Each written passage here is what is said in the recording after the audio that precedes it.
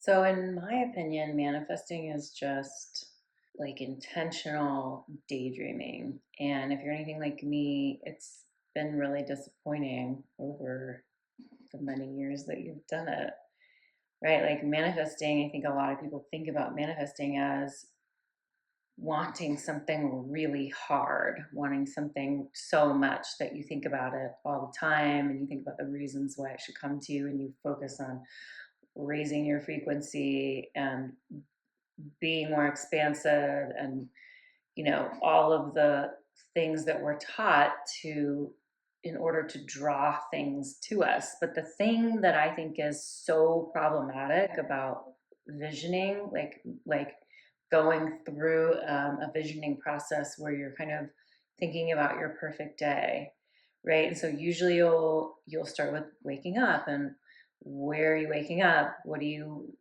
sleeping in? Is there a person next to you or an animal? And what are you looking out at? Maybe it's the ocean or snowy mountains or Mexico City or whatever. And then you go through the whole thing, like who's making the coffee? Do you drink coffee? What do you drink? What do you eat? What's the first thing you do? The blah, blah, blah, blah. But the thing about that vision is it's not ever going to happen. And the reason is because even if you do have all of those series of things, like exactly that way and in that order, you wake up in the bed you want, the sheets you want, the dog, sleeping next to you, and the saltillo tiles under your feet, and a terracotta balcony overlooking Italy, and da da da, you're still the same effed up person. And this is great news. But I also just want to be really clear, like that day, if you're ever trying to have that day, like, am I having it? Am I having it? When am I going to have it? It's never going to come because you're not building in all of the fucked up stuff that happens in our lives. And then I will think about this, like, I'll stop myself and be like, this would be an image that I would have envisioned 10 years ago. I love the new house that we just got. It's my first time owning a house. It's so cool.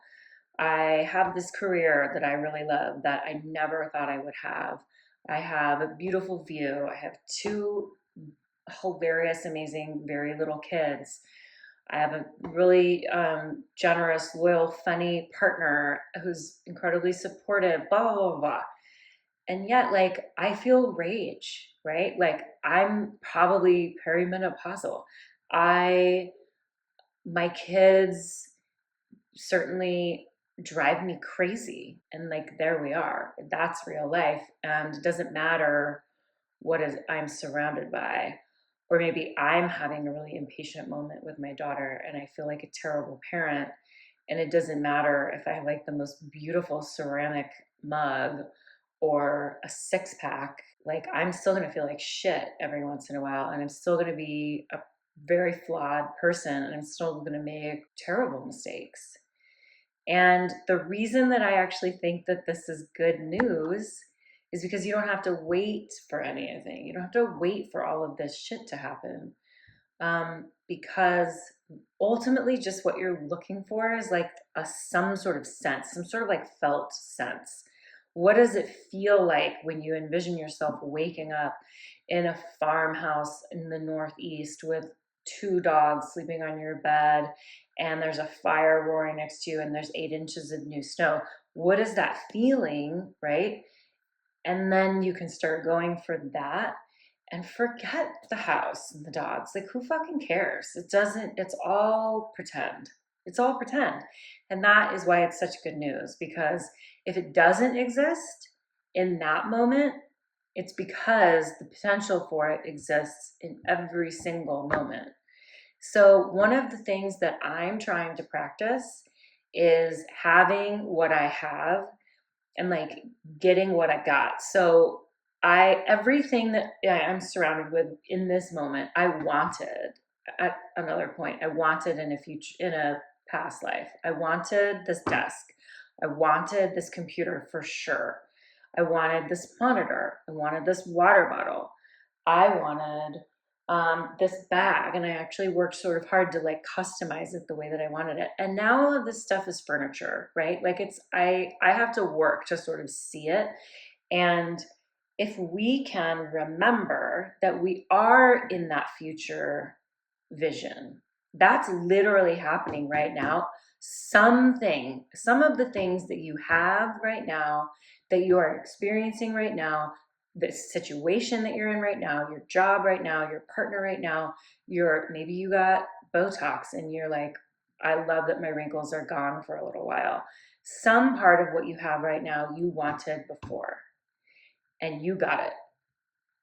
But did it fix all of that? Did it hand you that like peaceful, settled feeling, or that joyful feeling, or that exuberant feeling? Maybe for a little bit, and then it went away and it was time for something else, right? It was like, no, I want the bigger house, or I want the second house, or I want a house.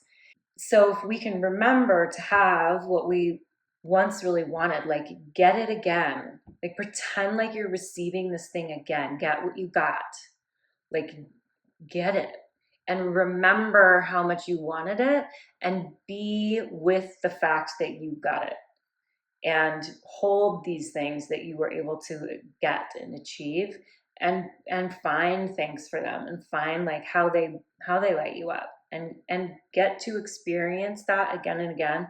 And then also remember that none of that is going to bring what you ultimately want.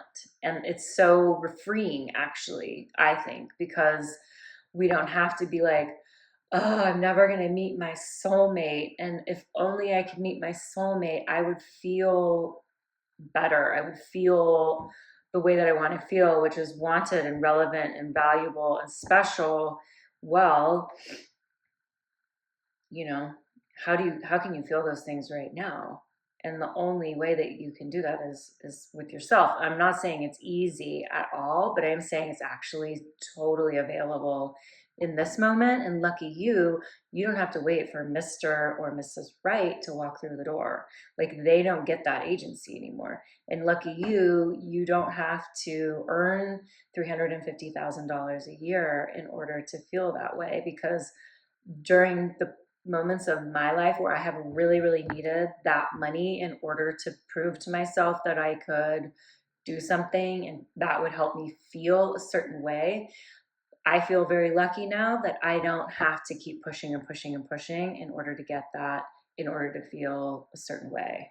So my job right now, what I'm working on, is letting go of the vision, letting go of how I want it to look, what I don't have yet, letting all of that go and being really with what I have, getting what I got, and allowing that to fill me in a really different, present, active way that I can control, that I'm engaged with in this very moment, rather than waiting for something else to come along.